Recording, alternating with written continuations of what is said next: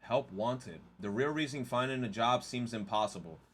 I think I'm gonna give my take on it. I think it's hard to find a job because people are trying to find jobs that pay a lot off rip. That's what I think. And then also people lie on their resumes. But then I feel like people don't want to do like, how do I word this? People don't have the qualifications for it, but it's like people want to get the pay rate of like a person who like took a bunch of years in college, and they want to get that same pay without having that problem, like that same qualification. Maybe that's what it is. Because I realized that I always notice people being like, I can't find a job. And I'll be like, bro, did you look hard enough? Like, you know how, like, I feel like you just gotta answer the questions the right way and shit. Name too long, 13. Hey, at least your name is not actually that long. Let's see. According to the newest data, Diache, 17 minutes. Well, time to speed it up.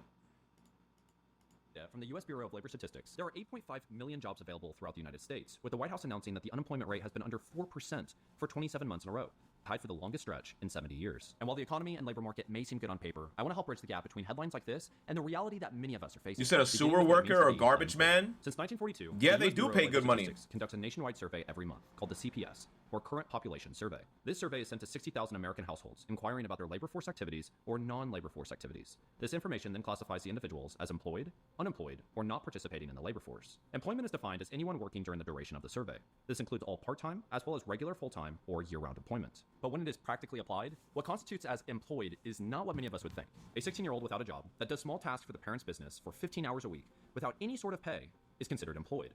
A stay-at-home parent that helps with their significant other's paperwork for the business on weekends without any form of compensation is considered employed. A 35-year-old helping at an ice cream shop for 1 hour a week making $1 is considered employed. All the exact same way someone working 40 hours a week making 6 figures is considered employed.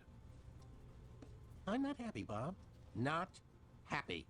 And while those that are considered unpaid workers make up a very small portion of the employment numbers, it really begins to provide some discrepancies between realistic employment and analytical employment. Part-time, however, is measured under 2 conditions: those that involuntarily needed a part-time job due to economic reasons, and those that voluntarily got a part-time job. But when you look at the chart of what is defined as involuntary, you once again see a discrepancy between real life and the data. Having to get a part-time job because daycare now costs 30% more than it did in 2019, or having to come out of retirement because essential goods such as groceries are now 24% more expensive than they were in 2020, isn't seen as issues within the economy, however just regular employment. Unemployment is defined as individuals who do not have a job, but have actively looked for one within the last 4 weeks. Actively looking can be as simple as contacting an employer directly or having a job interview, a school or university employment center, or submitting resumes and filling out applications. And while unemployment is often the prioritized statistic, I believe we need to put just as much focus into those not considered in the labor force. Defined as individuals who do not have a job and are not looking for one. This is often retirees, students, individuals under the age of 16, or those with family matters that make them unable to work. It also includes individuals that do want a job and are eligible, however they have not actively participated in looking for a job within. But I feel like you could finesse this system, cause like motherfuckers be like, they haven't found a job and they've been looking for a job for 4 weeks. Then would you keep getting unemployment? Do you get unemployment checks for actively looking for work and never getting a job, and then you keep getting unemployment?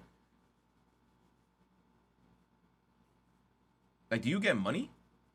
Like, if you're, like, actively looking? But then my question is, like, what if you just finesse yourself to always fail? Like, you could just constantly tell the system, hey, yeah, I'm actively looking for work and nobody is hiring me. Keep giving me unemployment money. But then in all my job applications, I'm like, yo, my availability is 1 day out of the week. I answered all the questions terribly. Like, oh, what makes you a good worker? I'm not a good worker. I suck at working. It's kind of like, can you kind of do that? And then, I don't fucking know. Unless you're a student. I helped my dad for a while, and that shit never ended up, and he never ended up getting it? What do you mean? Oh, you helped your dad for this shit, and he never ended up getting it. Bro, it's weird. I don't know how the system works in this. Pick a job. Also including those that are marginally attached to the labor force, defined as those that want a job, have participated in looking for a job within 12 months, just not within the last 4 weeks.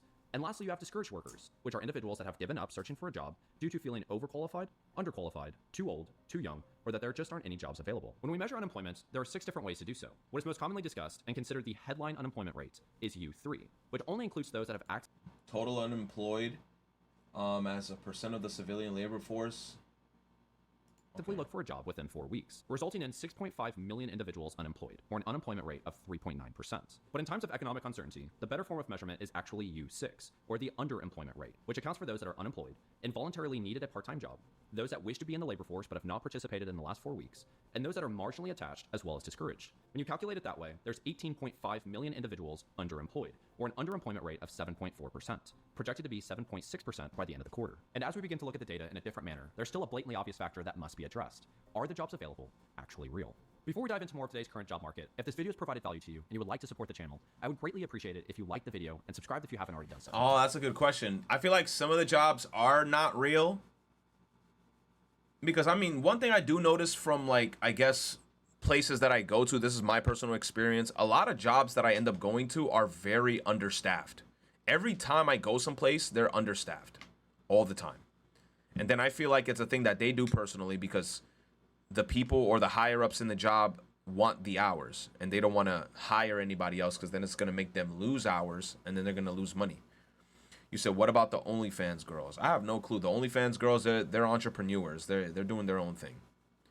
You said there's a lot of fake jobs. Thank you so much for your support. What defines an available job? Very similar to how labor participation is calculated, the U.S. Bureau of Labor Statistics conducts a job openings and labor turnover survey, otherwise known as JOLTS, by collecting monthly data from a sample of 21,000 business establishments, uncovering openings, new hires, and job separations. But unlike the detail that the personal labor participation is surveyed, JOLTS is far more lenient, with the business establishments having until the very last day of the month to be able to answer their survey, with a job opening being defined as a specific position existing along with work available for that position, either full-time or part-time. The job could start within 30 days, and the employer is actively recruiting outside workers. When you look at the overall complexities of the personal labor participation survey, and you compare that to JOLTS, it becomes apparent that the overall information may not be as accurate as one would hope, with the Bureau of Labor Statistics even claiming it has 90% confidence in the data.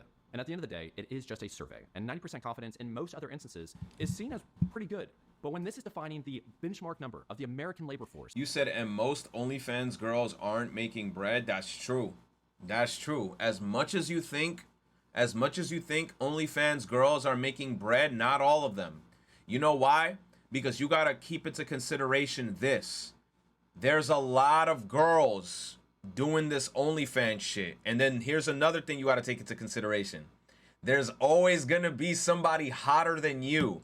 So if you're doing OnlyFans, you gonna have to do something that's gonna definitely... You're gonna have to hit something that's gonna be in a niche market, and you're gonna have to differentiate yourself. It's the same thing as streaming.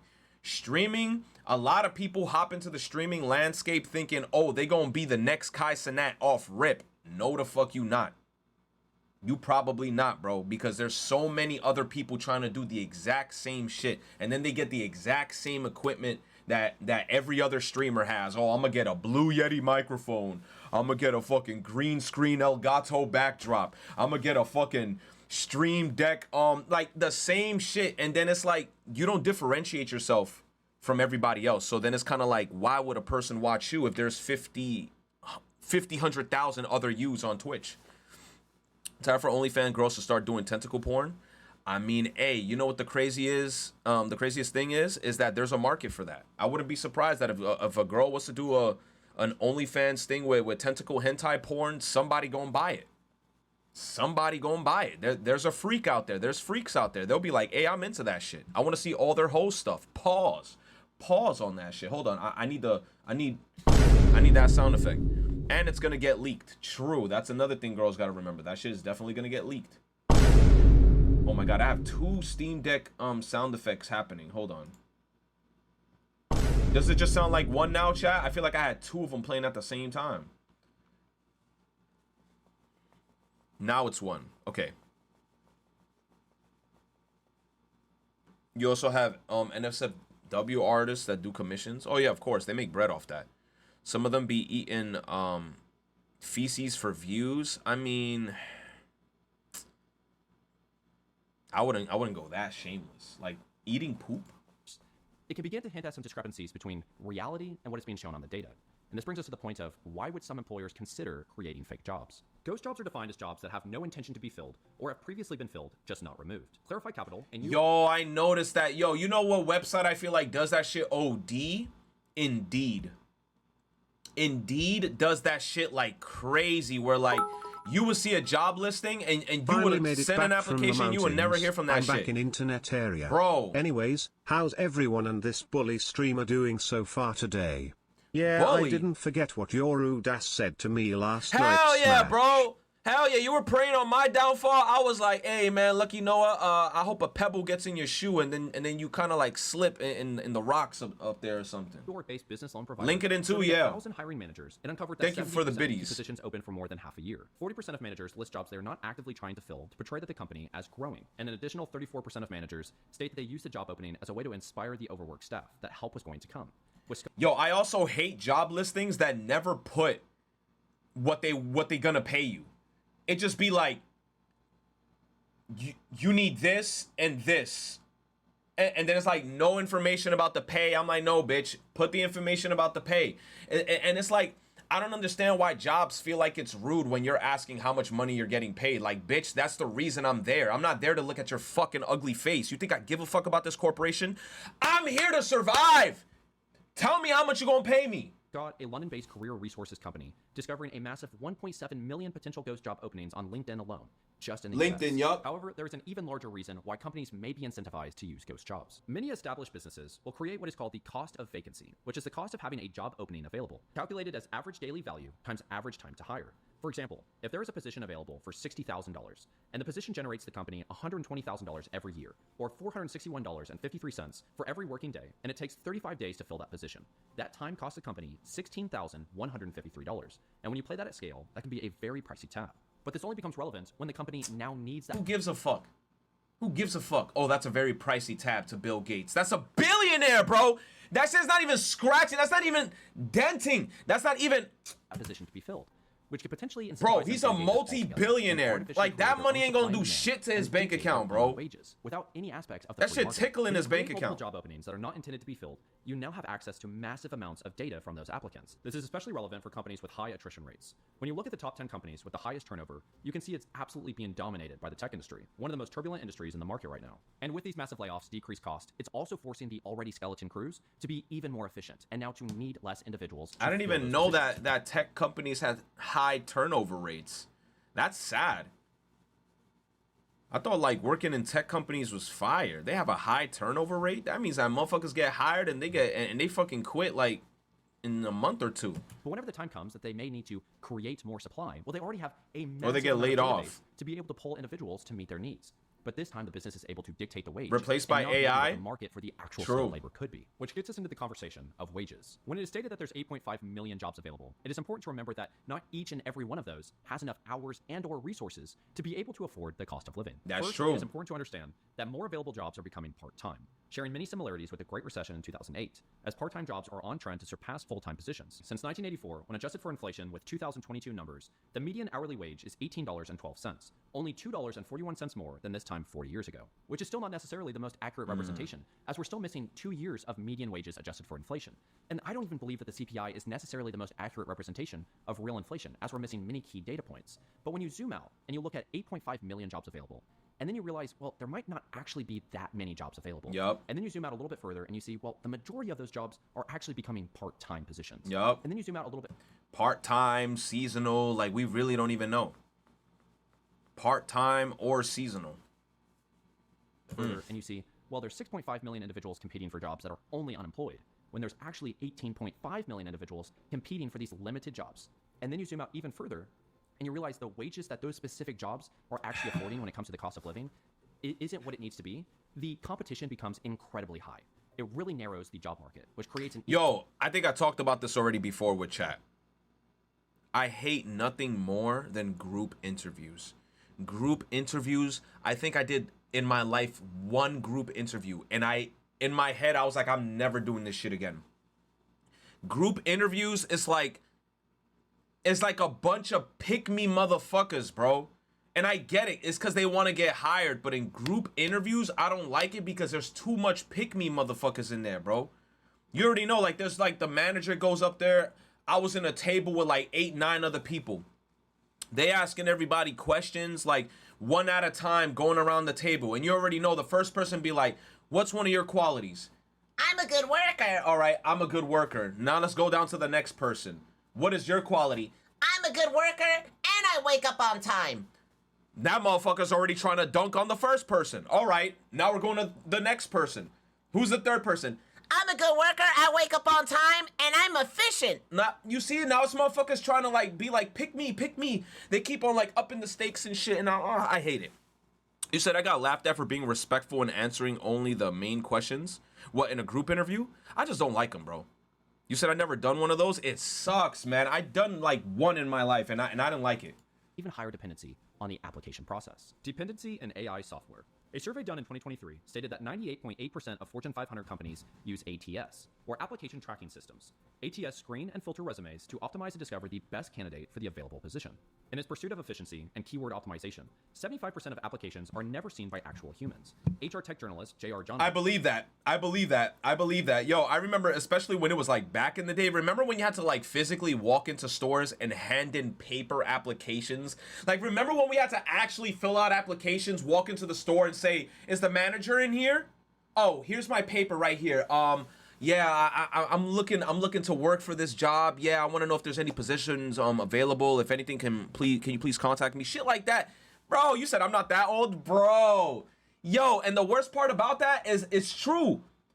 75% of job applications, they never see them shits. I used to remember when I used to work in Dunkin' Donuts way back in the day. People used to walk into the store all the time and hand me applications. Bro, I used to have an application stacks of applications, and all I did was just like pass them off to my manager, and the way my manager just takes them, and I could just tell by the way he grabs those applications, I'm like, he ain't looking at them shits. He's not looking at them shits, bro.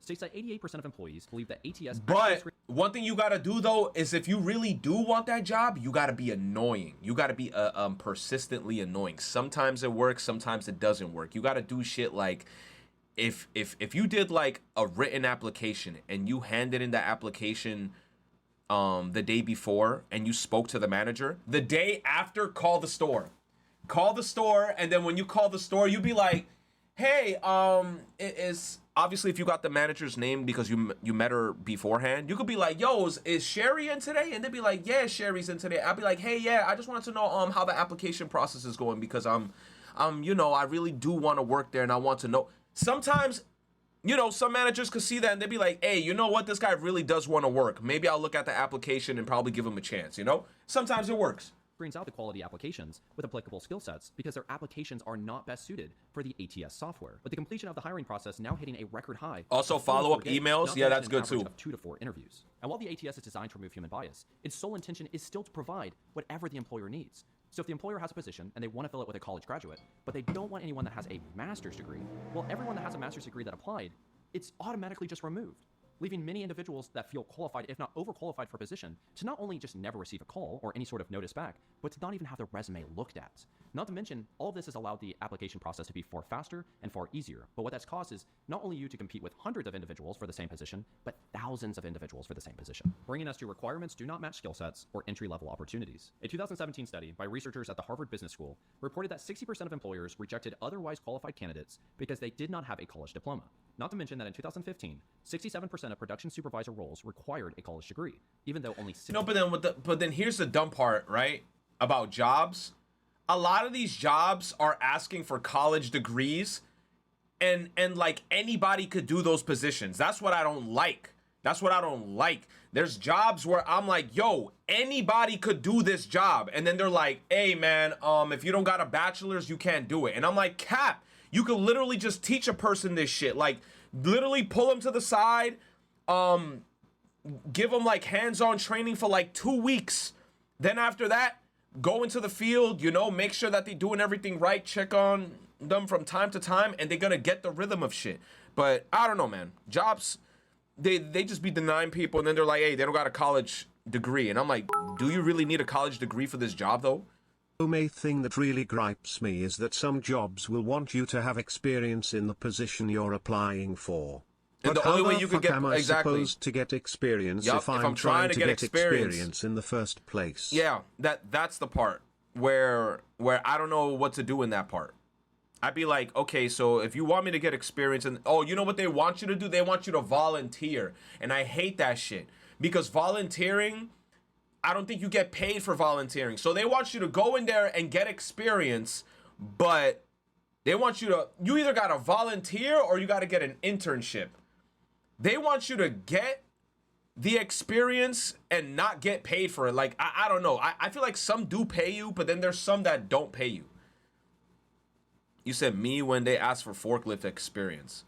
Unpaid internships are a scam. They are a scam, bro. It's like, bro, they're forcing you to do a fucking labor and then they're not paying you for it. And then they try to tell you, oh, but you're getting experience. Bitch, at least give me money for it too. Like, what the fuck? 16% of employed supervisors had one.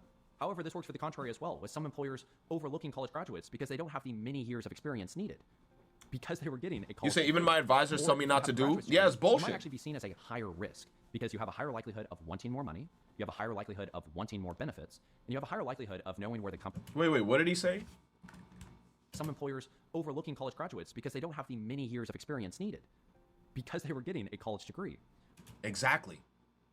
They don't have the years of experience because they use those years to get the fucking college degree so that they could get the jobs that they want. Stupid. It's crazy. Or if you have a graduate degree, you might actually be seen as a higher risk. That's crazy.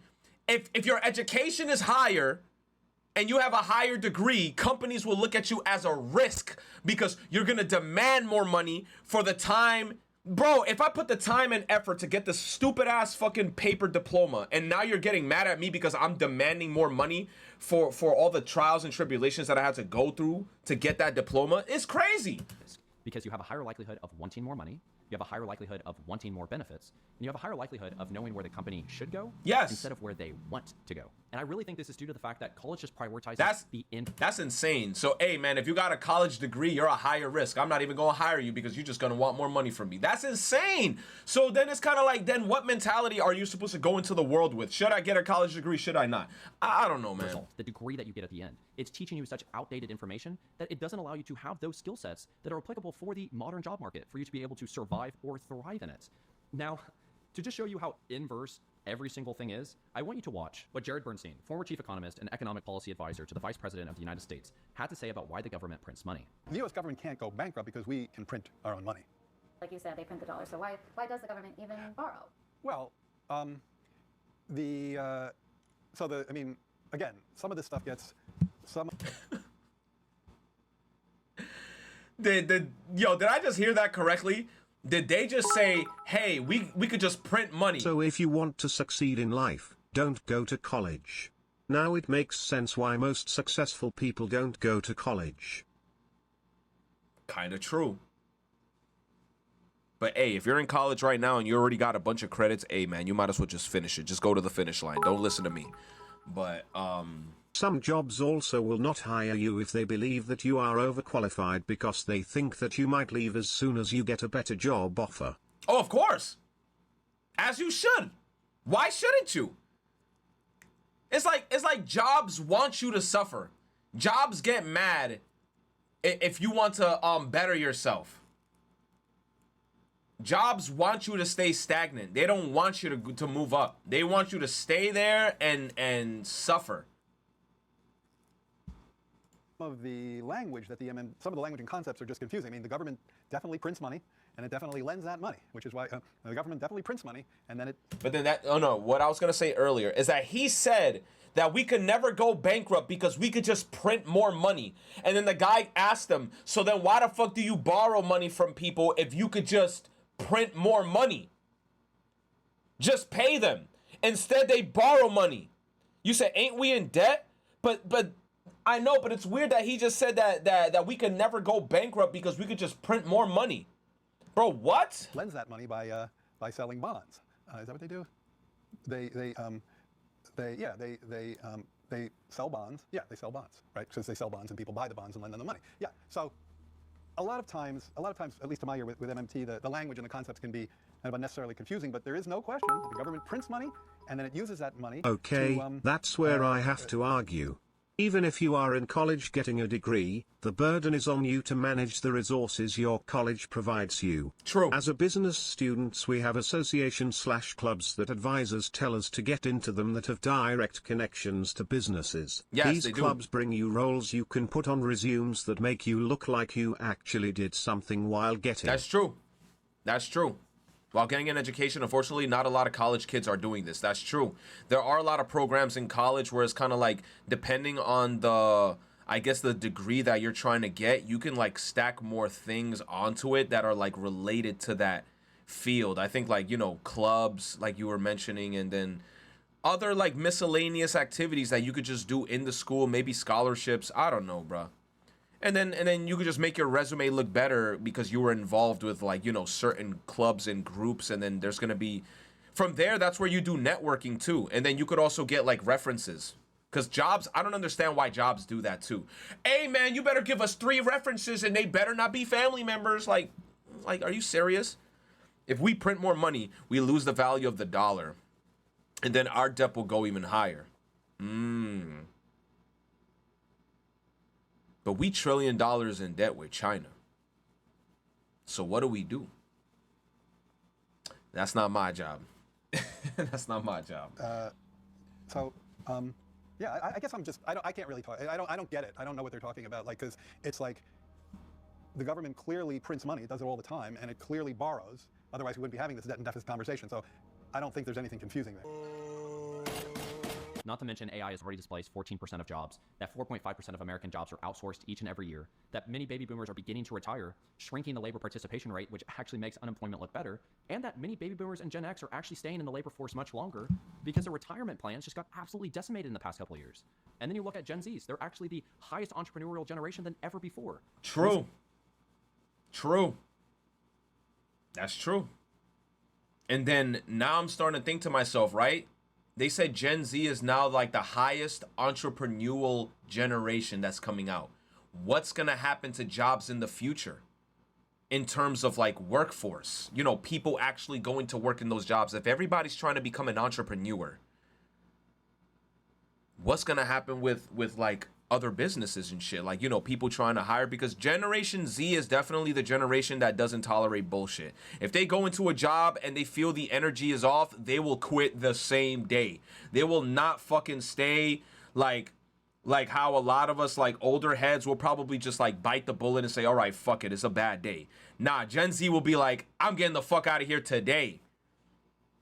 They're gonna have to force me. Guess we can start making robots. Shit's gonna collapse. Not all startups succeed though. That's true. Cause some motherfuckers don't know how to cater to an audience. It's true. Drop shippers and Temu scammer generation. I'm not even gonna lie, bro. I was looking into drop shipping a little while back, a couple months back, and I'm like, that's a cool market, but I feel like it's super saturated as well, because it's like everybody's trying to compete with each other, trying to like make advertisements to sell shit so then they can make a profit because drop shipping, I feel like it's a cool thing to look into, but it gets a little complicated because you really have to like be good at editing advertisements, and then just have a good eye into advertising shit. Crazy switch, but Phantom just got arrested. No! He was on the fucking Dominican Day Parade. Also, shout out to my fucking Dominicans in the chat, bro. Hold up, man. Hold on, he got arrested? Nah, bro, not on Dominican Day.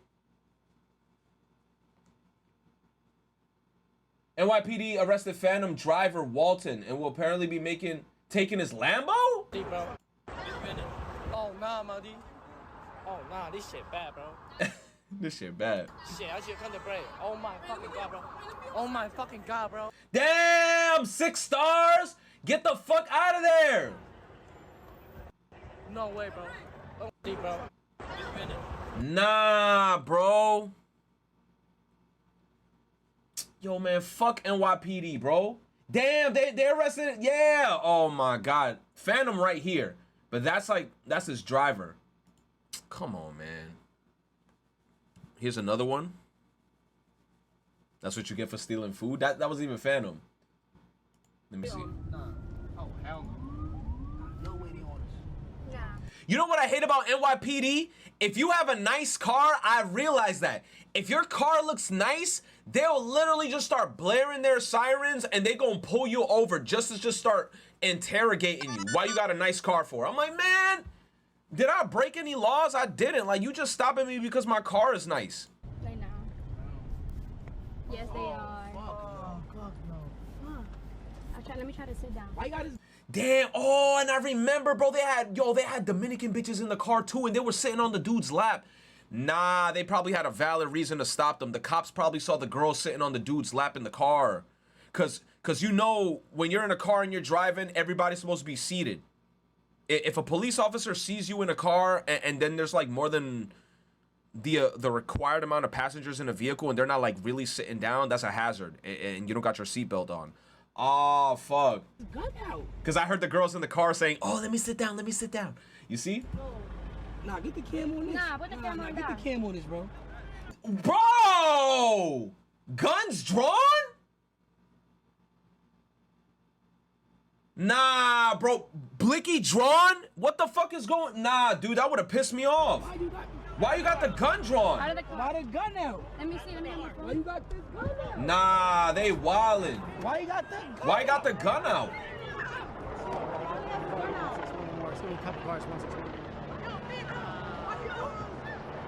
Oh my God, I hate these motherfuckers. I hate NYPD, bro. I can't stand NYPD. Why the fuck he has his gun out? There's no reason why you should be approaching any vehicle with the blicky in broad daylight with the blicky just out. That's near my old house. What the fuck? That's crazy. That shit low-key got me mad because I'm like, you should not even be pointing a gun at people. That shit is weird. Like, there's no reason. And then he's looking at them through the windshield. Unless the windshields was OD tinted and then they can't look through it, I get it. But the blicky in public, wow. Okay, where the fuck is, boop. That's what the fuck I'm looking at. Legit GTA cops, they're bugging. This is all happening at the same time that 4 million new college graduates are entering the job market, or that many businesses are kind of hesitant on the hiring process or many of the things in which they're operating because there's a high likelihood that a recession is just right around the corner. Or despite the Federal Reserve's dual mandate, they're kind of being incentivized to have the labor market cool off so that they can lower rates during an election cycle. But with all of that being said, this is really why I believe it feels so difficult to be able to get a job right now. I guess just with everything, seeing how like inverse everything is really at the moment and how everything is just balling up into this little pile of chaos that is the job market, I guess the only thing that I just ask is just please don't tie your worth to whatever the economy is stating. You can provide so much more than what is being reciprocated in the labor market. This was a heck of a video. I hope that I was able to provide some sort of value to you guys. Great video. Great video. Great video. Damon Cassidy. Good shit.